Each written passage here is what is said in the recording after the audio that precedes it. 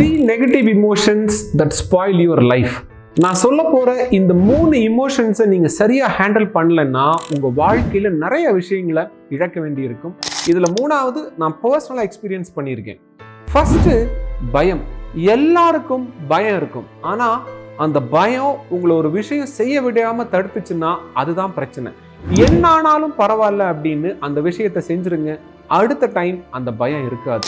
ரெண்டாவது பொறாமை. மற்றவங்களை எப்படியாவது தள்ளிட்டு நம்ம மேலே வந்துடணும்னு நினைச்சா நம்மளால கடைசி வரைக்கும் மேலே வரவே முடியாது. மூணாவது கோபம். இதனால நான் பர்சனலா ரொம்ப பாதிக்கப்பட்டிருக்கேன்.